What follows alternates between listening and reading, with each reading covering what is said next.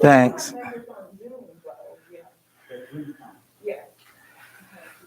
But there is no one on Zoom from the task force. Oh, okay. Good evening. I want to thank everybody for coming. And again, this is the NISC Unit Task Force on Racial Equity and Justice. And I'm really happy that we all have invested our time to be here tonight. So again, I want to thank you. Let me do a quick roll call so we can begin the meeting. Angela. Ari. Aya. Cobra. Present. David. Present. I'm here. I'm Doc. Liz. Hayden. See, Jocelyn. John. Kay. Present. Present. Pretty. Sabrina. And Sandra. Right on time. Okay. The first item on our agenda is approval of the October minutes. Excuse me, Doc, do we have a quorum? We don't have a quorum. Well, what that means is that we can't vote on, we can't vote on those things. We have 9, right? Yeah, there's no quorum, so we can talk, we can talk about it, we can talk about things unless someone joins us, Doc, we can't vote. We'll have to. Right. So what we can do is, let's see now, what is the exact number we need for a quorum? 10 Okay, so we're one person short. or one person. Yeah, so we certainly can discuss this. If there's some issues, we just can't vote on things. All right. Basically, the first, we can't approve the minutes. However, we can certainly review the minutes. And if there are any questions, those questions can be raised. So let us review the October minutes for a moment. Let's take a couple minutes to look those over.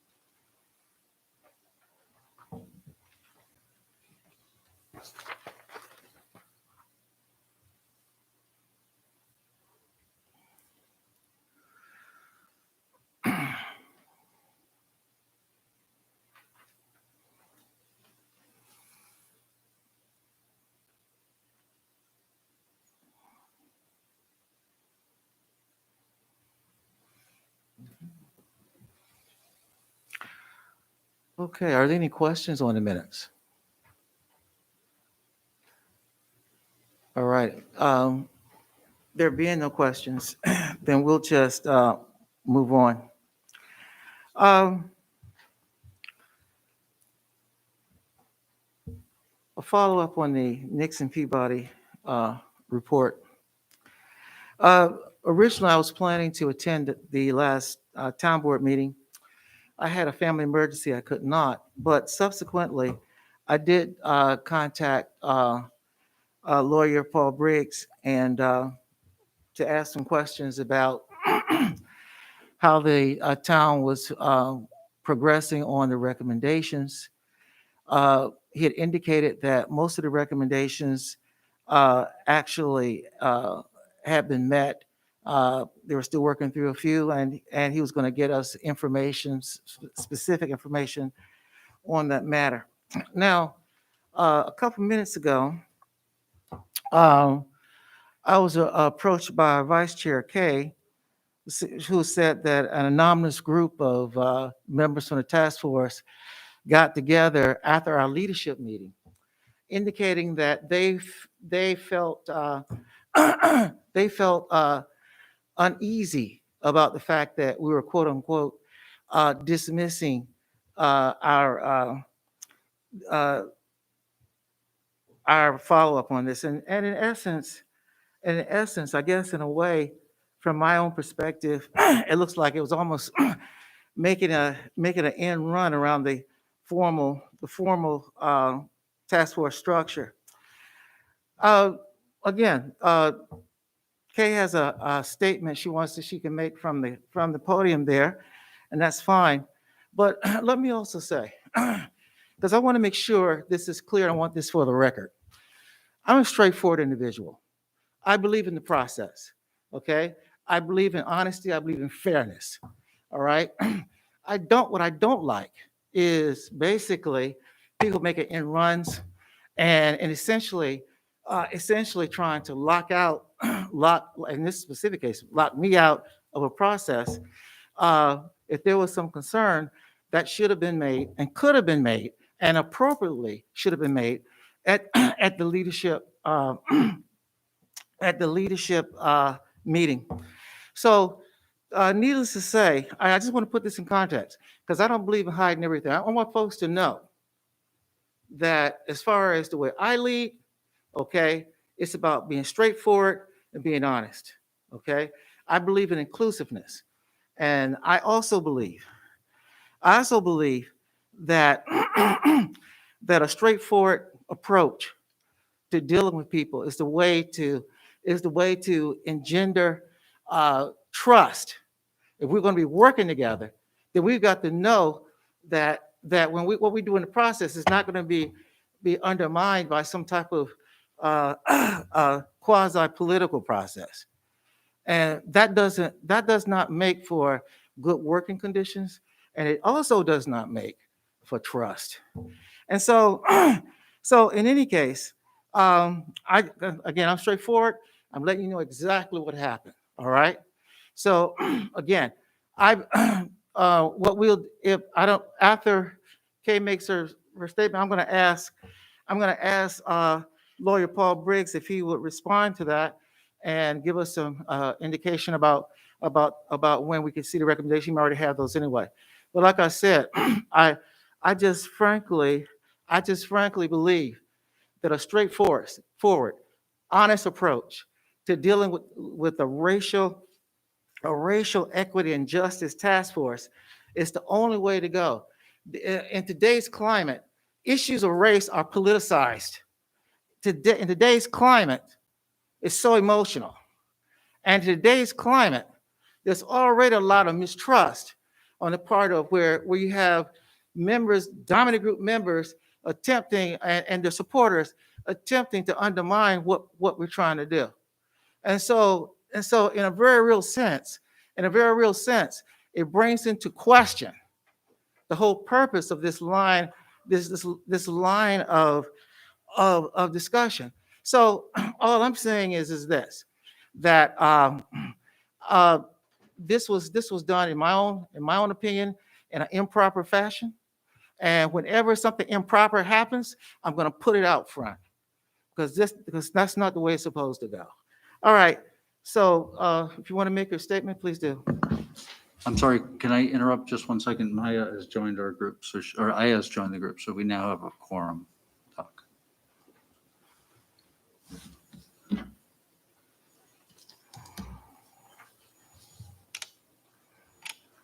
Thank you, Doc. And just for clarification, this was not a group. This was a couple of like-minded individuals, and I am saying this as not a vice chair who should have discussed this as at the leadership committee, but as a member of the task force and also a tax-paying member of the community. So I feel like I'm just going to address the whole group. I'm sorry I can't see all of you, but The task force was created, to support a strong and vibrant democracy-based community. And part of our charge is to assess and analyze whether town programs, policies, practices, and services, as well as public engagement efforts, exacerbate racial disparities, and as such, recommend a plan for community input and dialogue related to race and equity issues. The Nixon Peabody investigation was conducted on a racial incident in the town. We believe, based on what was publicly shared, that the firm looked into the town's policies and procedures as they related to this incident and following actions. The scope of their work, especially the findings and recommendations, overlap with the scope of the task force. In order for us to fulfill what has been charged to us, we need to know in its entirety the issues that were found regarding town policies and procedures and any relevant recommendations on how to address those issues. Now, we understand the need for confidentiality and protecting privacy and identities, so we are comfortable with a redacted copy of the report. But this investigation was funded by around $150,000 of taxpayers' money, so what we're not comfortable with is being denied of it completely. And we understand redaction will take time, and if it's a matter of time, we can certainly accommodate and account for that turnaround time. And I believe that our work going forward, even with helping town in looking at these recommendations and fulfilling these recommendations, will require us to see a true copy of some of those recommendations and findings. That's it. Thank you.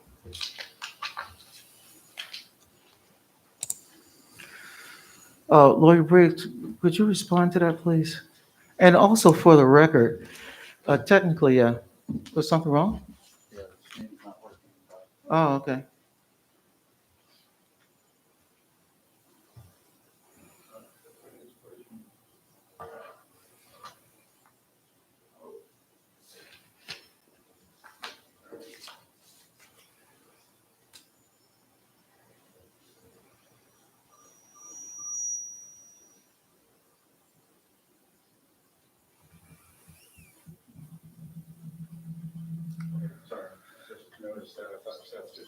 So is it working now? No, we have to wait for us to Okay. show up on the screen. Sorry, Doc.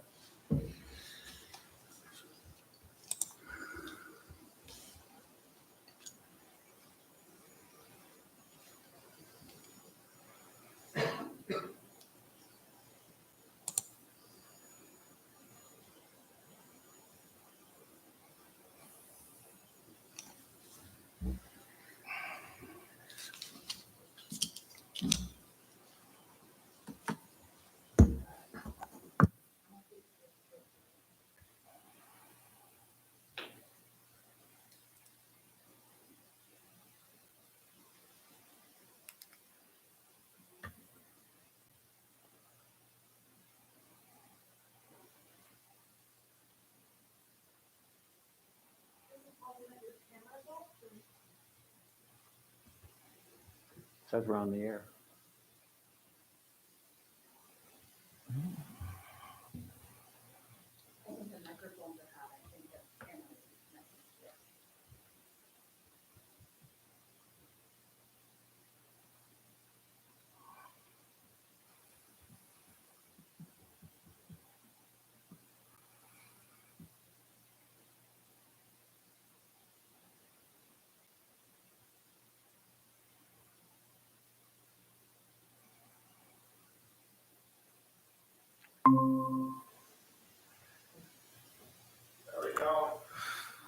Okay, well, let me just say, before Paul begins, just as a point of clarification, the technical definition of a group is two or more. And so when I said that a group, that's exactly what it was. All right, Paul, go for it. Yes, in response, the executive summary produced by the town states verbatim each and every recommendation made by the Nixon Peabody law firm. They're word for word at each and every recommendation. And the town has taken steps to fulfill those recommendations. In fact, that started even before we had the Nixon Peabody report. That included, we strengthened our policies for policy and practice training. We reinforced the town workplace violence policy. We implemented a social media policy. We implemented a policy concerning the town's employees' use of computers and emails. We're working on a human resource officer. We reviewed existing policies and practices towards town employees' complaints to ensure prompt and complete reporting, something that wasn't taking place before, to ensure complete investigation and documentation. And we've also taken steps to ensure that all town records are properly preserved and documented. So the practices, the recommendations are fully set forth. What you don't have are the facts underlying that. The summary does summarize those facts, but other than that, the report consists of extensive interviews with town employees. We will not release those. And we feel that the executive summary fully sets forth what the town needs to do that it didn't do in the past and what it needs to do going forward. Okay, thank you. Now, would you also provide us with those, with those efforts to meet those recommendations eventually in writing? What you just said, basically. Yes. All right, thank you. Okay.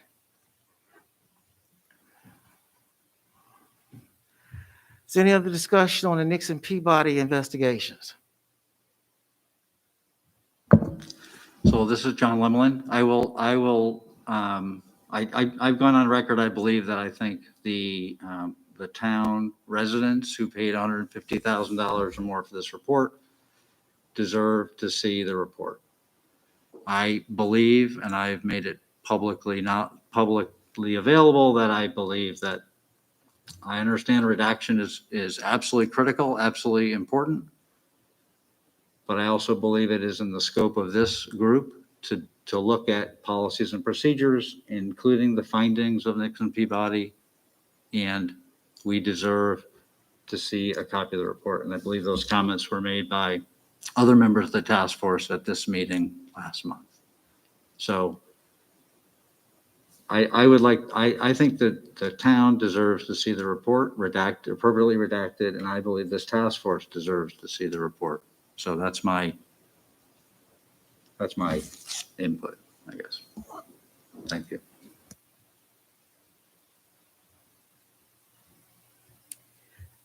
I stated this last month. I'm going to ask again.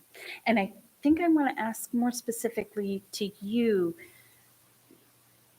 what is the point of the task force if we can't even begin step one, an incident that happened within town hall itself? That's the part where I'm still truly struggling. I mean, if it can get broken down to me like I'm a 4-year-old and I'm just figuring it all out, that might help me greatly. But I also have to say, last month when I asked that question, I felt incredibly dismissed. I felt incredibly dismissed in questioning that and being told, done, it won't be shared. And as a member of the task force, as a member of the community at large, and a woman trying to speak to power, that sensation of being dismissed and asking a question that is relevant to the entire task force was frustrating for me.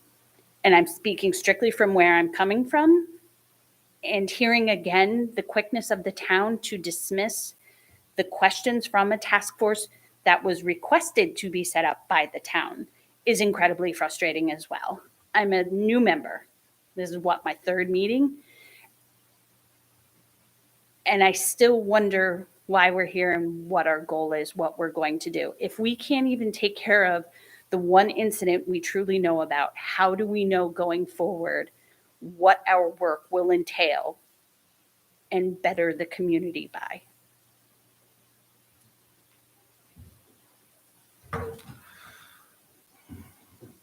Yes.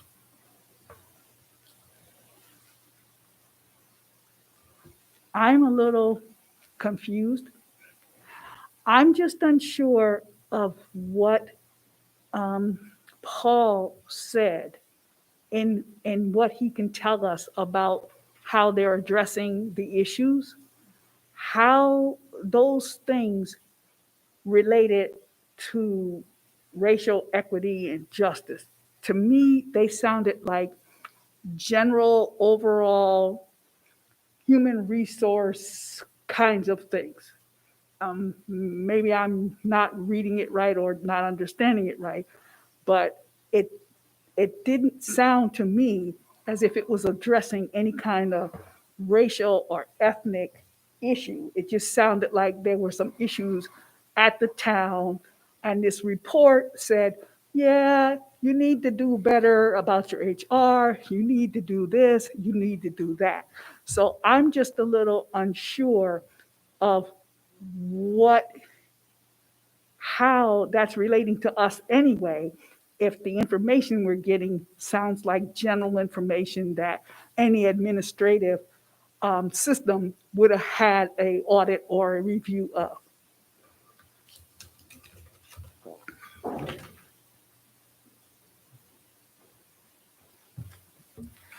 Anyone else have any comments, questions, or testimonials?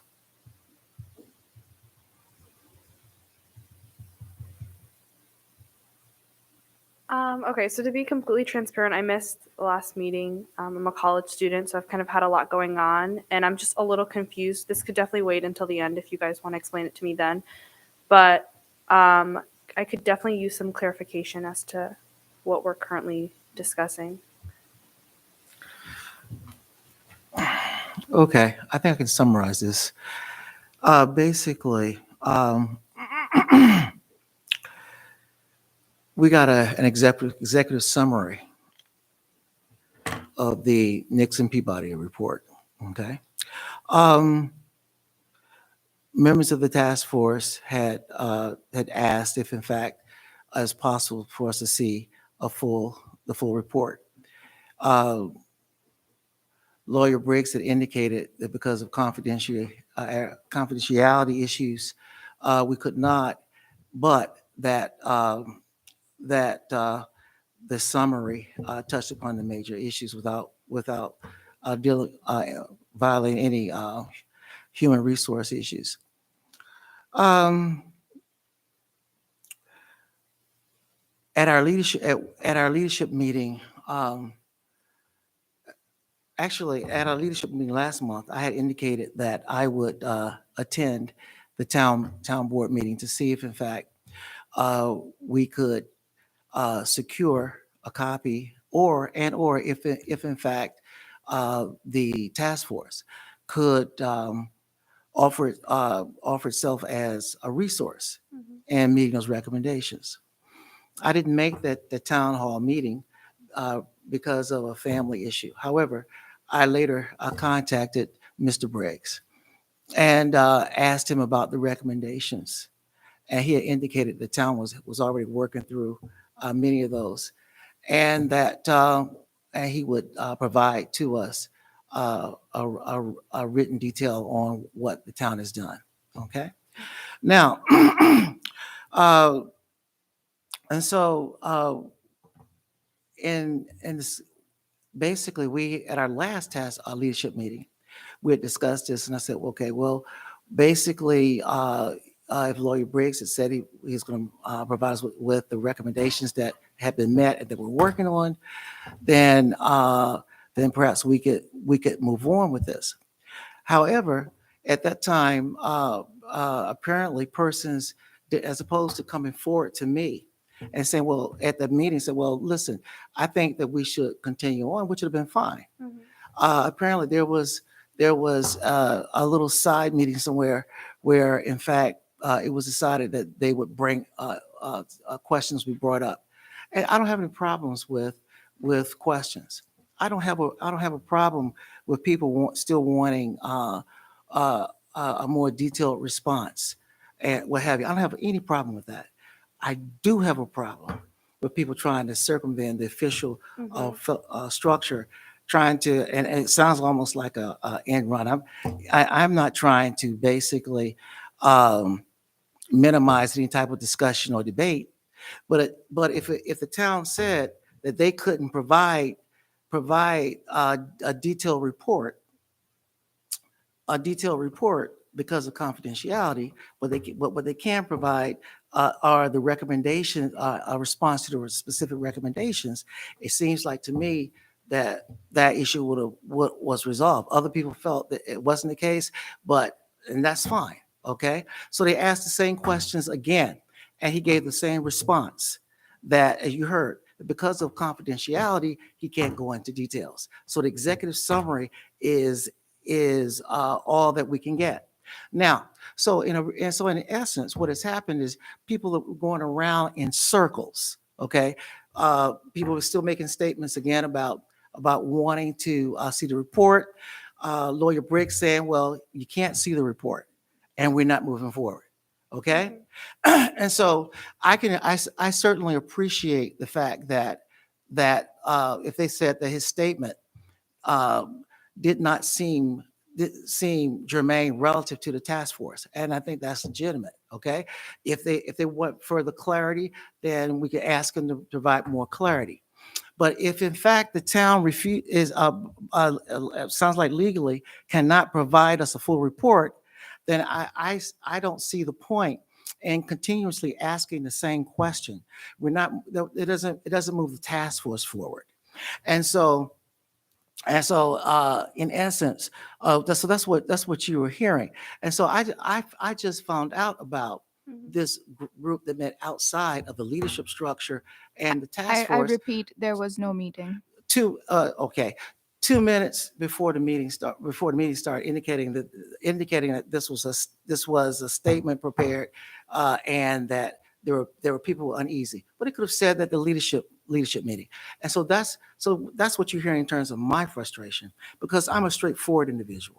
Okay, I believe that in order for us to work together, in order for us to trust each other, then if we got an issue, just put it on the table.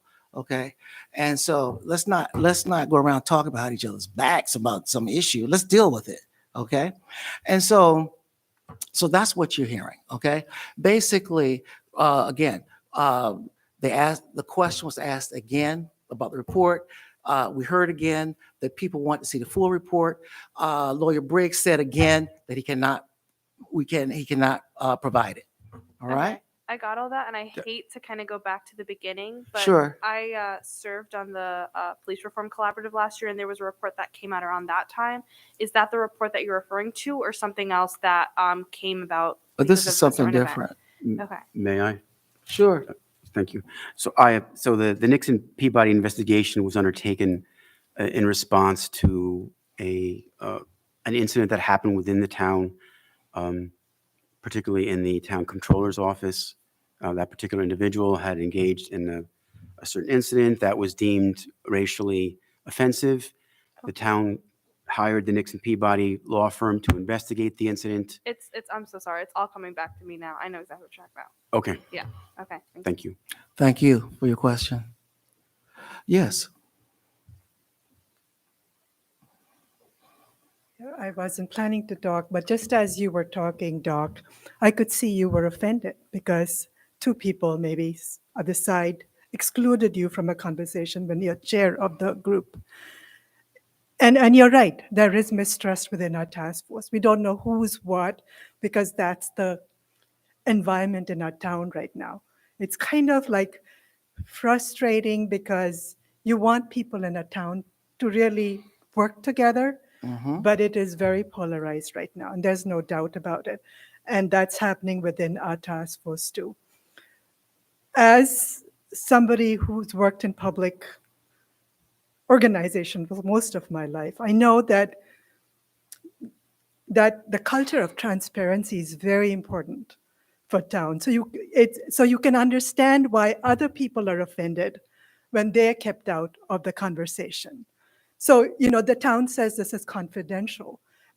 And that's what happens often in public organizations when there's embarrassing information. People say it's confidential.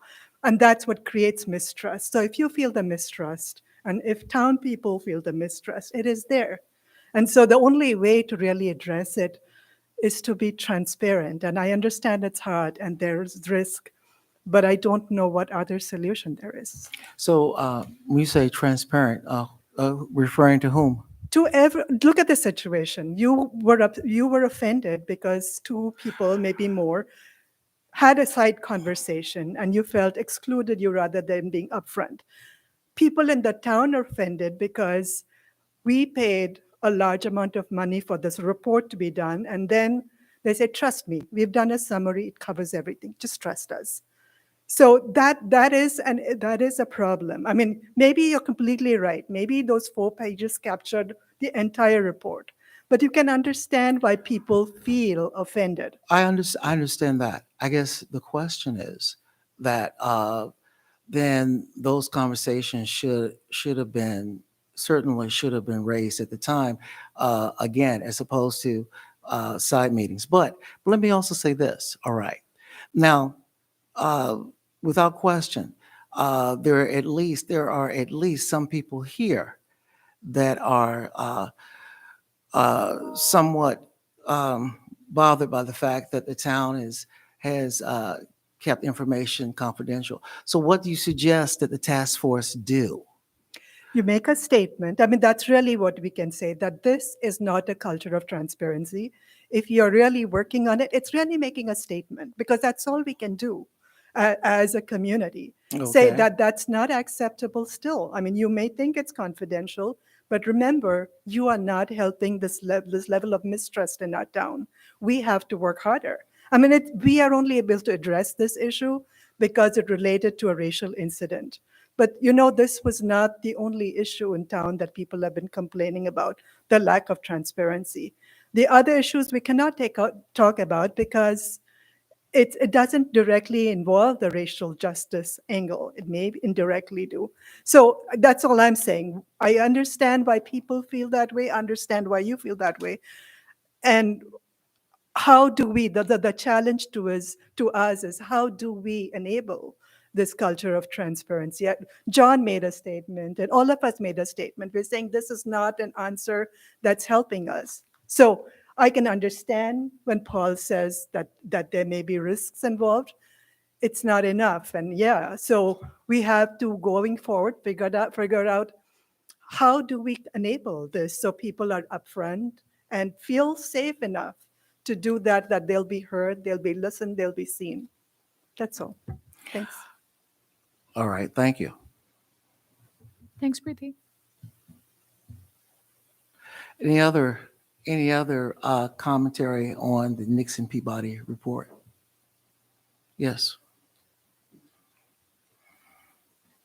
So if I'm understanding this correctly, legally, there is no recourse for us to have a redacted copy of the report, correct?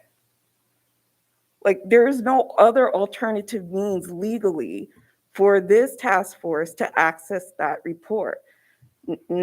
Either redacted or its report. Of course, we can't have the report in its entirety, but we cannot, I'm understanding is legally, that is not an option, correct? That's my understanding, as according to lawyer Briggs, he can answer for himself.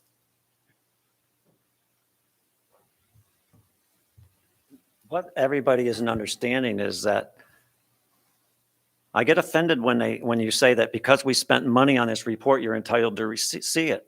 We do 8 or 10 of these reports a year that nobody is entitled to see because they're confidential.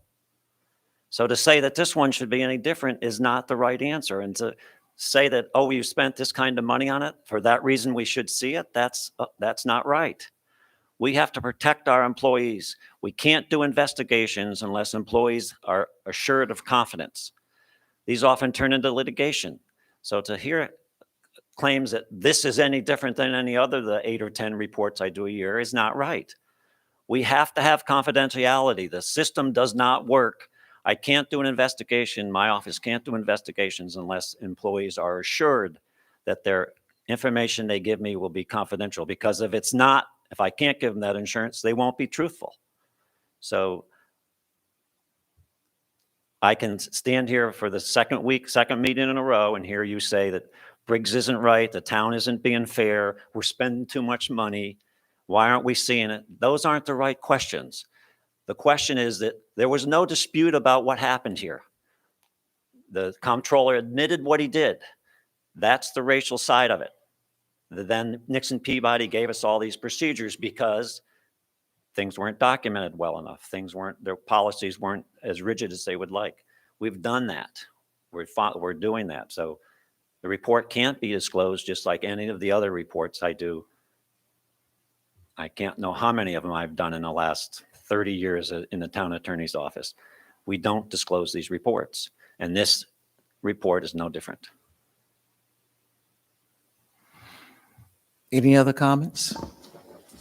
So I'd like to follow up, Paul, if you don't mind, because I'm the one that made the $150,000 comment. You know, we can keep going round and round, but I just don't see what we're accomplishing. The public cannot hear you, Paul, unless you're at a microphone. And this is a public forum, and I think this is an important conversation. So I'm sorry if I'm going to take another minute. So my question, Paul, to you is, why can't we get, like, I completely understand the importance of protecting employee confidentiality. I completely understand that you cannot release the report if it includes confidential information.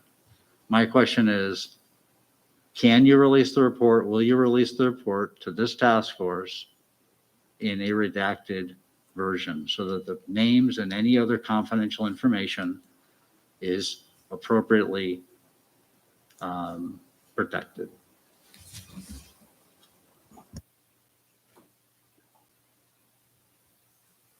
We don't release reports redacted. We don't do that because you have to, how much do you redact? And if you don't redact enough, it's easy to discern who's saying what about who. We don't release redacted reports. We're not going to redact this report. We don't redact any reports. That's not our policy, and we're not going to do that now. If I may, I think, Paul, I perfectly understand your frustration with how this is going and your legal stance as the town attorney and the town stance that you have spoken about so far. I think, though, what is the key source of frustration for me, and if I may venture to say the whole task force and probably a good part of the town, is that you just stated that you perform X number of these investigations or reports a year and have done dozens in your tenure as town attorney, and yet none of them have been released, redacted or not. That is mind-boggling to me. And I don't know what I don't know about town politics, about the long enduring culture within the town, but to me it smacks of more of the same, in that the transparency and trust will never improve as long as those practices that you already mentioned continue to take place. The lack of trust will remain. The lack of transparency will remain as long as this number of whatever, no, doesn't matter if it's 1 or 21 investigations are conducted, and for reasons of confidentiality, which we all understand, we would want the same protections under the law. All that being said, nothing's going to change because we can't have what we need to effect the change. It won't happen. And here we sit, a task force appointed by the town with no place to go, because, and I think it really hurts. It hurts to have to say that. It's like, why are we here? What are we going to accomplish? Absolutely nothing, because we have no foundation on which to build, factual or otherwise, foundation, factual or otherwise, to build upon. It's very, very frustrating. This is a beautiful town. My wife and I moved here just over 3 years ago. We love lots of things about it. And there's things we're just discovering and learning that we don't like at all. And while those things may be common with many other municipalities, there's still things that we dislike. And again, until those practices change, not a lot else will in terms of our task, what we're tasked to do here. So it's, yeah, I understand where you're coming from, and I hope I have not misspoken on behalf of the task force, but here I am, a member up here. And, yeah, it won't change until those reports become available to the task force and the whole public, redacted. A longstanding practice it's been. I get it. I understand it. I don't like it. I understand perfectly well, especially in a town that's not the size of a state or a much larger town or city, that, yeah, people would put two and two together. They'd figure out, oh, that, even though that name was redacted, we know who that is. Sure, people can figure that out. In the long term, though, in the end, is that a bad thing that these things, that these people are identified for the sake of change in the right direction? I don't want to say that anyone's career or family or livelihood or reputation is worth that, is worth forfeiting. That's not for me to decide. But it's just, those are things that we need to reflect upon, I believe. And I'll leave it there. Thank you.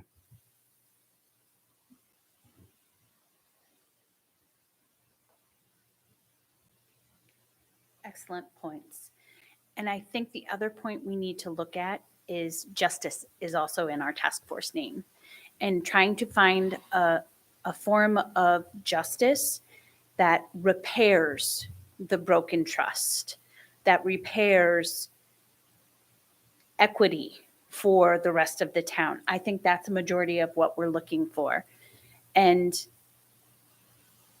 transparency helps towards justice. And I think having an open-mindedness to what those frustrations are, and Mr. Briggs stating that you're offended that it was $150,000 stated, I understand your frustration and your perspective on that, but having the openness and the compassion to those that are frustrated and not having our needs met is helpful as well. And I understand you are here to take care of the town. You are the protector of the town. I truly understand that. But being able to have a more open dialogue is helpful for us as well, because our ultimate goal is equity, inclusion, and justice.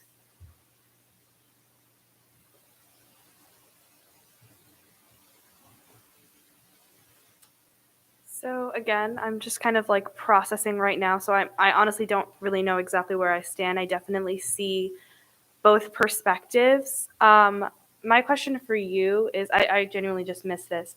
Did you say that the report included like recommendations and that you guys are implementing those, or is that something I misinterpreted?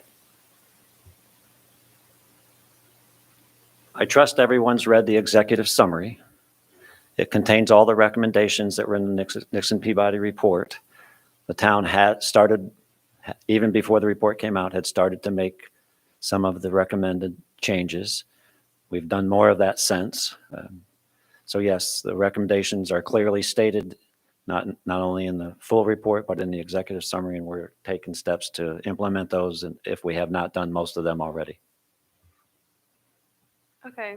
Again, I mean, I'm definitely sensing the tension, so I don't want to say the wrong thing. And again, like I really am just now getting acquainted with the whole issue.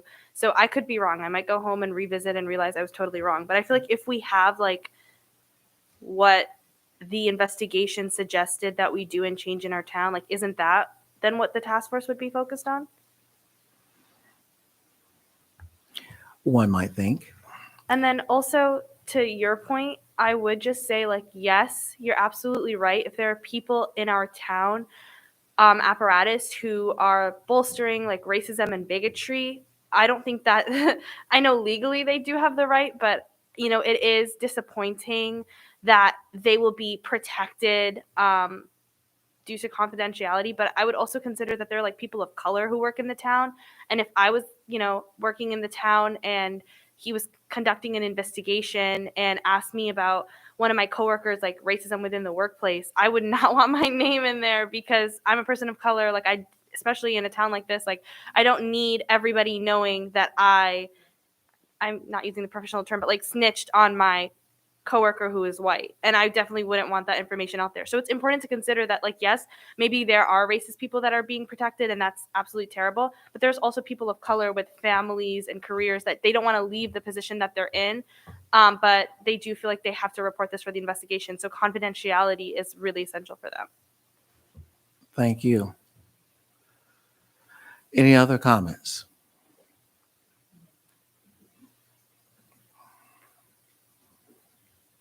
I'm hoping that those residents, because if we look at the racial makeup of Niskayuna, I believe that 10% are people of color, okay?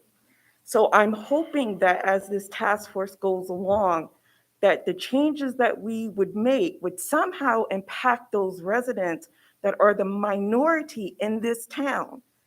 I had a rare opportunity to be around residents at a function, and they felt comfortable enough. These are residents, some are residents of color. They felt comfortable enough to talk about their individual experiences and how they were targeted, either by neighbors or others in the town because of their skin color. I don't want the big picture to be lost here of what it's really like as a person of color to live in a town where there's basically maybe about 10%. The experiences that those individuals talked about are blatant. It's how do we make changes that are impactful, that are meaningful, and that will make it better for those generations to live in this community. Thank you. That's an excellent point. Because we can't forget the big picture, and the big picture goes beyond the one incident covered by the Nixon Peabody report. It's my understanding that individual was dismissed or resigned or whatever. And the fact of the matter is, as you point out, whomever was part of the confidential report may very well have been persons who are non-white. Okay. And so I think it is important that we remember that the purpose of the task force is not to relitigate Nixon Peabody, but to certainly make sure that we have the type of community that every person, irrespective of race, ethnicity, or any other type of a non-dominant group condition, feel welcome and comfortable, and in fact feel this is in fact their town.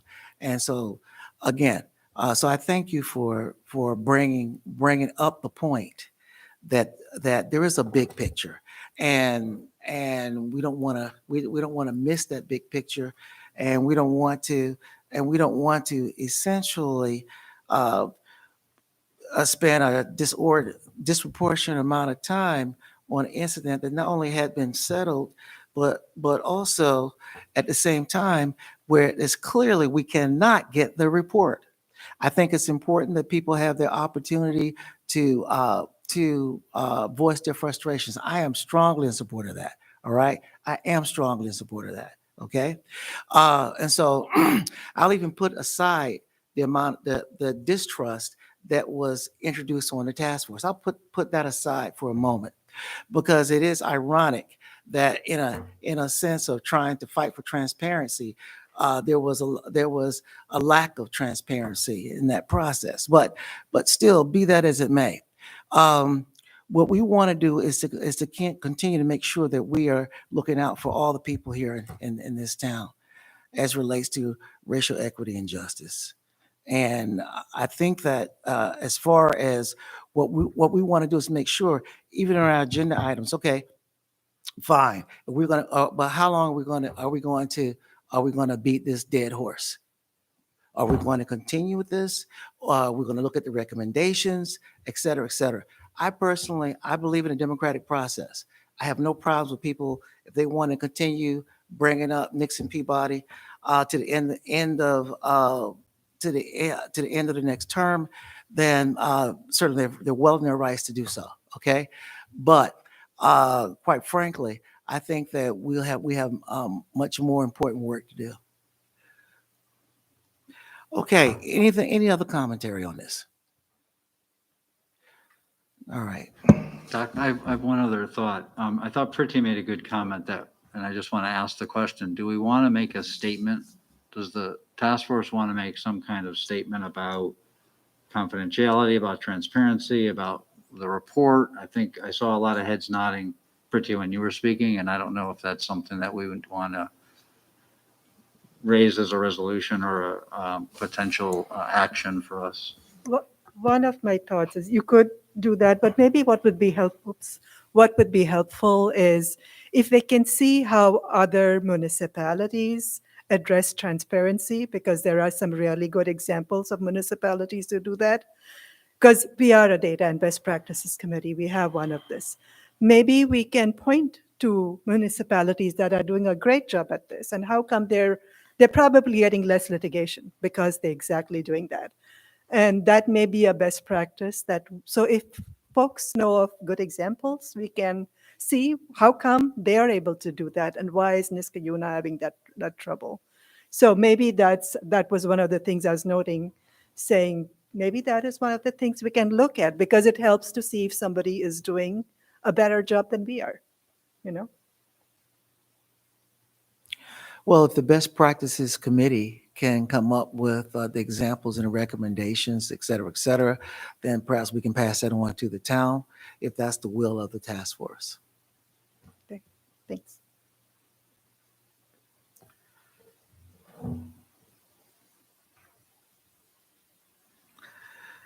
All right, any more comments on this?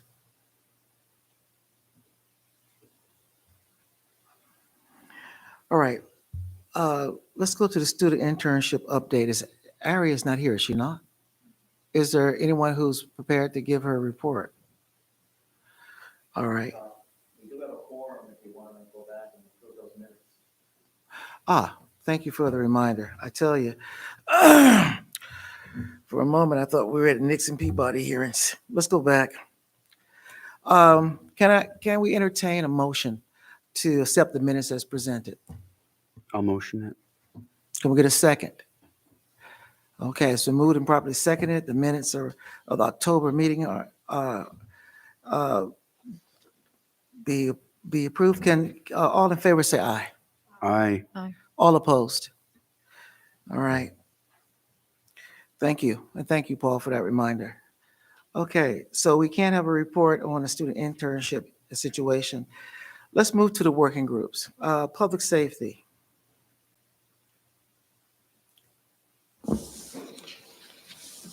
All right, thank you, Doc. So a quick update from the public safety group. We have had a meeting since our last meeting of the task force. In our meeting, we actually invited Chief of Police to come in and talk to the task force. And I think I speak for the working group. It was a very good conversation, very honest discussion about a variety of topics, including the Niskayuna police reform efforts. One of the things that came up during that meeting is there's lots of reports, there's lots of terminology, and that it can be confusing. So I put together like a one-page summary of some of the groups of people and some of the documentation that's been generated through the Niskayuna police reform, and I wanted to run through that very quickly. And let's see if I can figure out how to do that. Bear with me for 1 second. So if everyone can see my slides, and I'm going to apologize, the writing is smaller than I thought it was going to be, but this is just a very quick primer on the the Niskayuna Police Department reform efforts.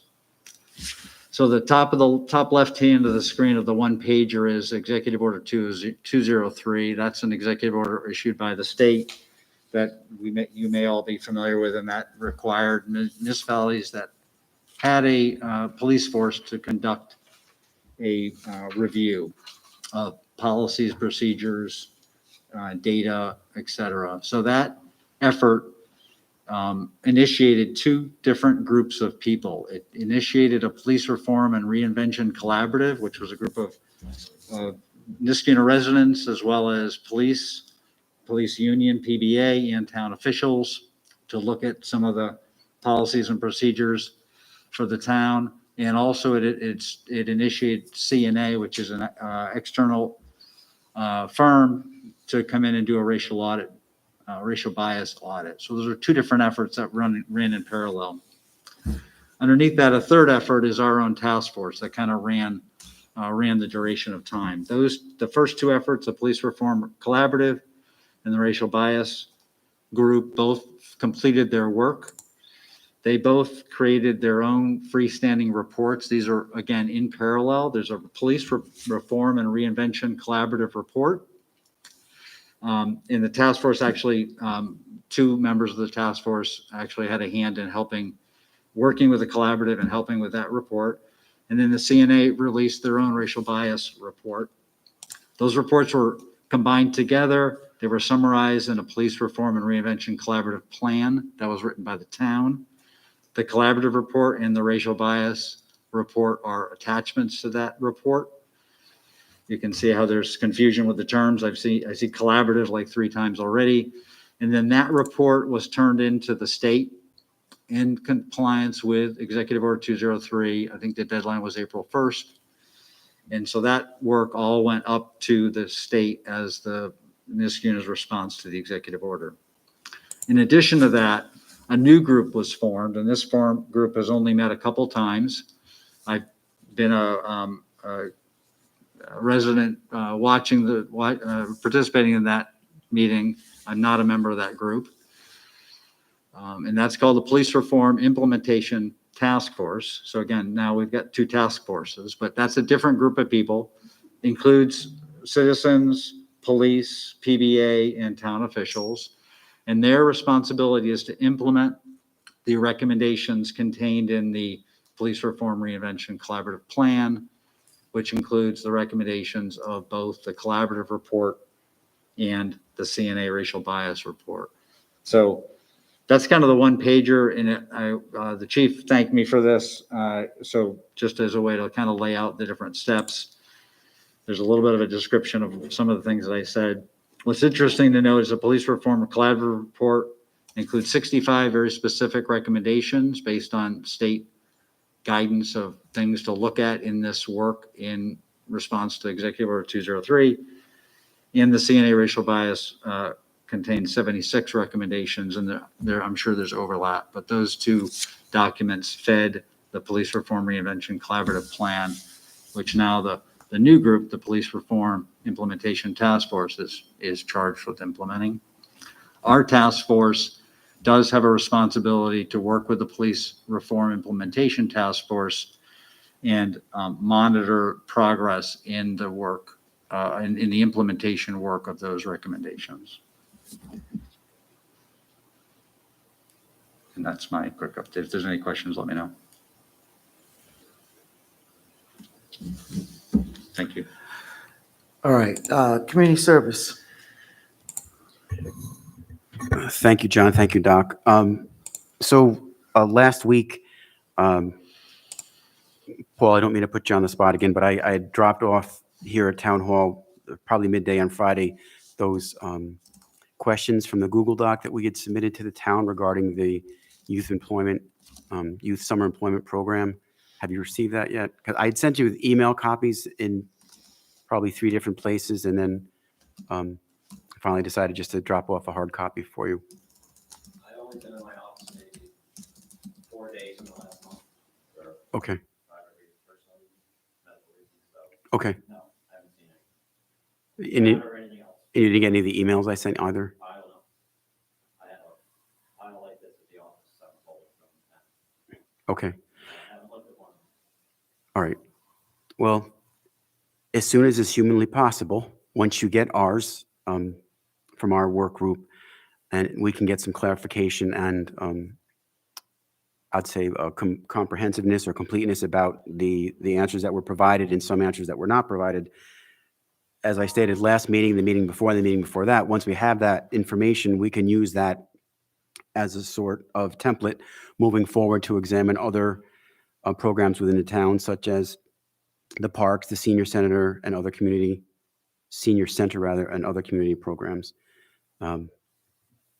So until we get that, we're kind of stalled, but again, as soon as it's humanly possible, we'd greatly appreciate your cooperation in that. Thank you. Okay, data and best practices. Okay, Our group met last week, and what we decided is we are going to do what we call a 100-day sprint. So our next public meeting will be in March.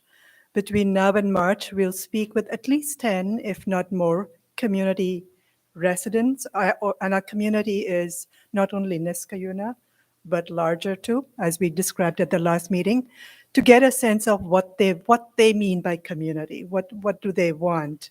What do they value? And what do they have to offer? And that will form the basis for getting voice of different diverse people in the community. And so we hope in March we'll have a pattern, because we expect to see some commonalities when people share the stories and their strengths. And I hope by April we'll be able to share some what we've learned and the best practices. Okay, thank you.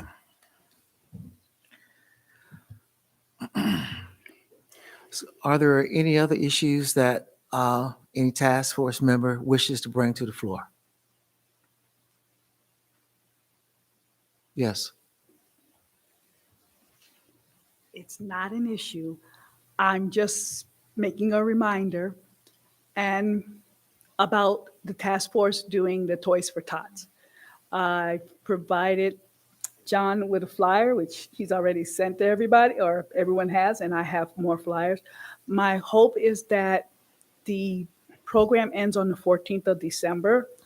And if we could have everything by like the 4th of December, if you have your items, then maybe we could just plan a time and come here and do a group picture of us making our donations of our ethnic and diverse products for children for the holiday season. Okay? Thank you. Thank you, Sandra. Any other additional topics? In seeing the tension and understanding, we don't all know each other here. What can we as a task force, as members of this task force, do to help get to know one another and really build trust amongst ourselves and really work collaboratively for the best intentions to make as much positive change as possible? Well, the first step we can do is to make sure that we don't have any more instances where there are side meetings to circumvent the agenda. That's the first thing we can do. If we talk about transparency, we have to treat each other. We have to treat each other, because to me, I think that's disrespectful. And it also. What, as a social justice, could we do to repair that damage? Well, the first thing, as I said, the first step is not to do that again. If there's an issue, then just be straightforward and bring it to the table, okay? As opposed to trying to bring something on the side, as opposed to like as if you're trying to make some type of end run, okay? So that's the first step. Is in terms of your behavior, okay? Now, anything else? Perhaps there's some other things that other people might want to suggest. And I totally understand your perspective on that. I truly do. I get it. Actually, that's not my perspective. What that is that's a basic principle. That's a basic principle of fairness, of good working relations. That's not my perspective. Let us not minimize that. Okay. Oh, I'm not. So I'm not saying you are, but I want to make sure that it's clear. That's not my perspective. This is a basic principle of dealing with groups and making sure that you foster trust. You foster trust by being straightforward. Okay. And in having that trust broken, what can repair that trust? As I said, frankly, I'm not the type of, I personally am not an individual who holds grudges. Okay. So if the action is not repeated, I'm fine. Okay. In fact, as far as this was done tonight, when I leave, I'm crushing this. for as far as I'm concerned. All right. So I don't have any hard feelings towards anyone, and nor am I planning to carry this on. I'm just saying I don't want it to happen again. And for the rest of the task force, what do you think could help make us a more cohesive unit?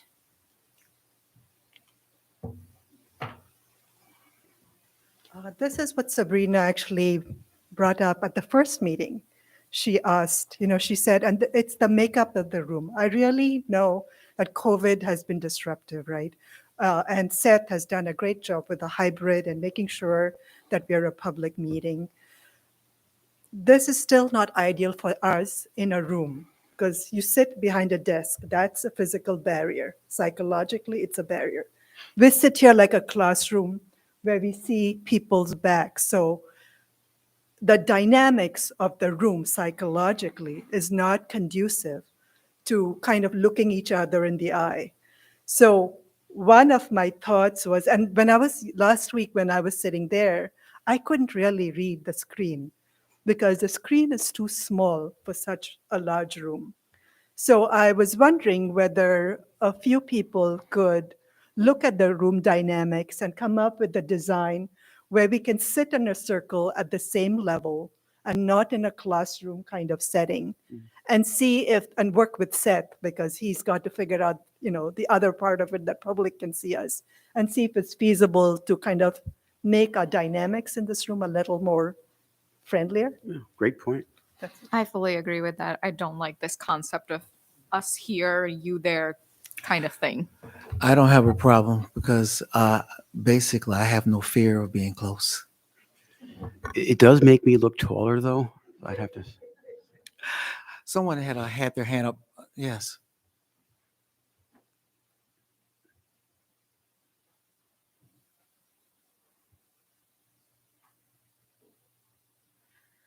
Thank you all. As you all know, we are a bunch of working group. Working groups are here and we have a meeting scheduled for 1 hour or 40 minutes and we are using personal accounts and after 38 minutes we get nervous, we cannot finish our conversations. I was wondering whether the town can allow us an account for a Zoom account so that we can have the full hour of meetings or maybe further down. Because as far as I'm concerned, I'm an old lady. I had no technical knowledge because I don't have any Google account in my phone. So I cannot, wherever I go with my family stuffs, I cannot join the meeting. Please consider to give us a Zoom account. Thank you. Thanks, Liz. Okay. Are there any other topics or statements or issues that anyone would like to make? I guess perhaps really, are there any more responses to the question of in terms of any additional ways of and quite frankly, making us feel more connected? Because COVID has disconnected us. We haven't really had a chance really to bond as a group. And certainly I would imagine some persons might have known others prior or whatever.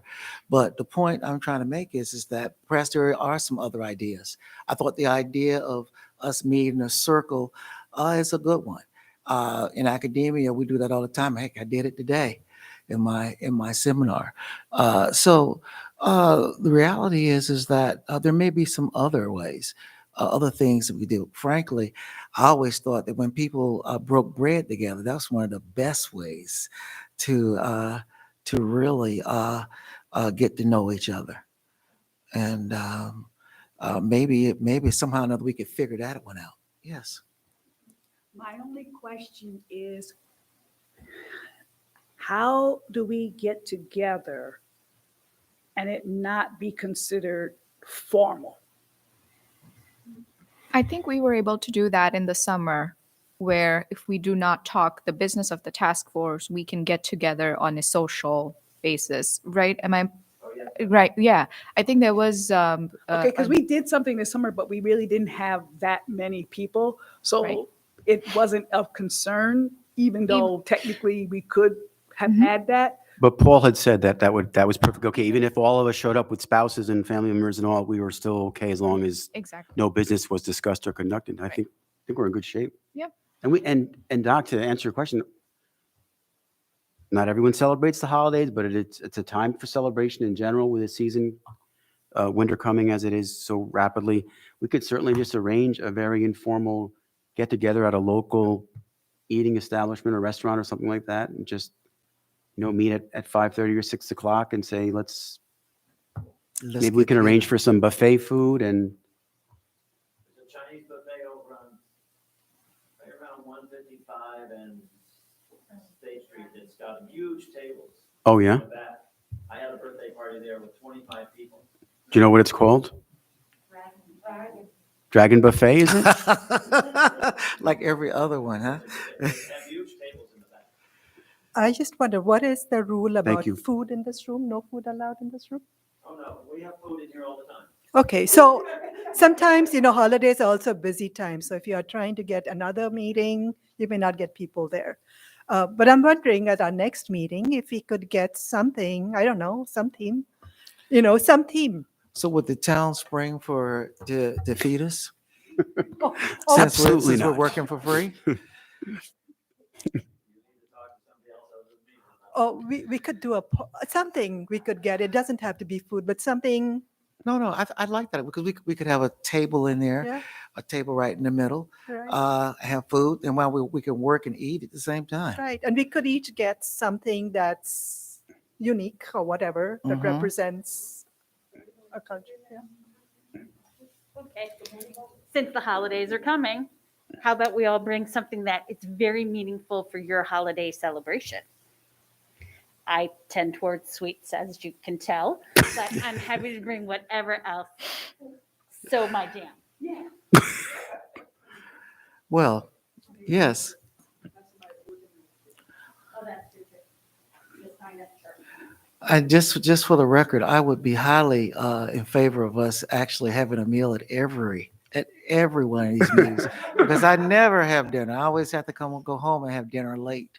So if we had a meal here, believe me, I would be a very happy soul. So let us do an international dinner before the holidays. We all dress up in our own costumes and come out. Regarding what I'm standing here, this is the holiday season and people are looking forward to, there's a program from Department of Social Services called Adopt a Family. I was wondering whether you guys are all agreed to adopt a family to support DSS and as well as the family. So it's like they give me a family of, one parent, 2 children or 1 child. So we can adopt that. That's what it's called, adopt a family. And we all bring the, whatever the items they are asking for, and we'll wrap it and bring it. And if I am the coordinator, I can take it, and the social worker will come to my house and pick it up because we cannot, so. if we Well, can as a take- person who brings it up, like in most organizations, you automatically become the coordinator. So, but I think it's a great idea. Yeah. And I don't know if we have to vote on that, but it would seem to me that if any persons here who wants to make a contribution can do so. Yeah, I had to ask the caseworker. I had to get a family. I was waiting for the reply, but I need your approval to go forward. Yeah, I would say go for it, Liz. Okay. Find a family and let us know what they need, and Okay. please. Yeah. Okay. One more thing before I leave. Oh, Sorry, Liz, if you can send a follow-up email once you have those directions and individuals who are interested in contributing that will respond to you, because as a task force, we do not have funds, so we cannot support this as the task force, but certainly as individuals. yeah. That's what I meant. As a group, Yes. not for us as parts from the town board. One more thing. When we have meetings, us called Zoom, and people try to hide their faces when we have a meeting. I was wondering, is it that appropriate to hide your face? I would like to see their faces. So if you can, Doc, make a suggestion for the members when they are attending a meeting, please be visible. Otherwise, we cannot see them. We can certainly ask an individual if they would please turn on their camera when they're speaking, and I think that certainly would be appropriate. Fortunately, I mean, so the next time we have a Zoom meeting, we didn't have anybody to Zoom tonight, but quite frankly, this is a pretty good looking group, so I don't see the problem. So thank you.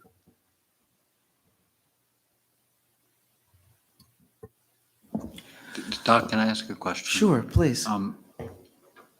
Pretty Liz, I'm not sure exactly who suggested, but the potluck or whatever, that idea, is that something that we want to do? Because the next meeting, just remind people, is December 14th. So if we want to do that, I just want to make sure we have a volunteer to help coordinate that, Doc. Whose idea was it?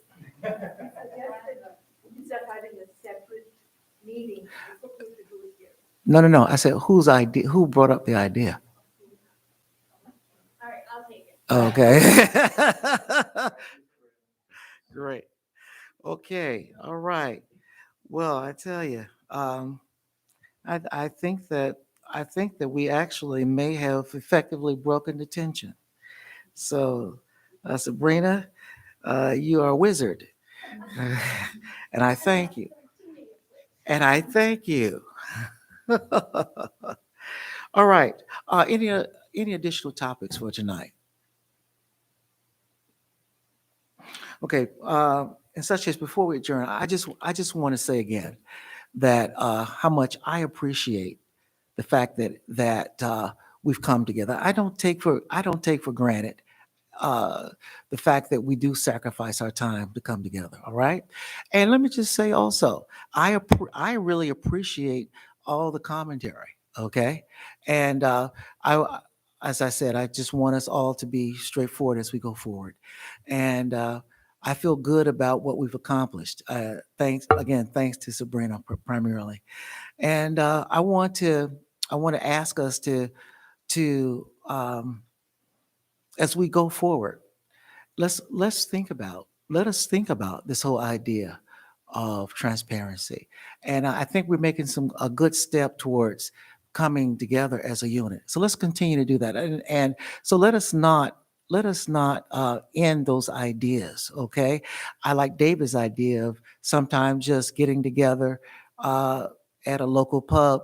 I don't drink, but I can do ginger ale, and we can really just get to know each other better. All right. I think that's the key. All right. So once again, I thank everyone so much. So can I entertain a motion to adjourn? Can I entertain a second? I'll second. It's been moved and properly seconded. We adjourn this meeting for tonight. All in favor, say aye. Aye.